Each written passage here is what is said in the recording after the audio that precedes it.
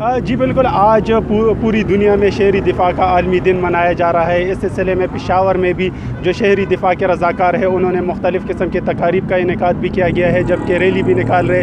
میرے ساتھ اس وقت شہری دفاع کے کچھ رضاکار موجود ہیں، آئیے ان سے اس دن کے حوالے سے بات کرتے ہیں۔ جی مجھے آپ بتائیے کہ اس دن کی اہمیت کیا ہے، آپ اس حوالے سے تھوڑا سا شہریوں کو بتائیں کہ یہ دن کیوں منایا جاتا ہے۔ جیسے کہ آپ سب کو پتہ ہے کہ آج پوری دنیا میں سول ڈیفنس کا عالمی دن منایا جا رہا ہے۔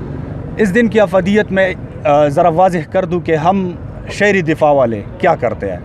ہم امن ہو یا جنگ، ہر حال میں اللہ تعالیٰ کے بندوں کی، اس ملک و قوم کی، اس کے شہریوں کی حفاظت کرتے ہیں اور اپنی فرائض سر انجام دیتے ہیں۔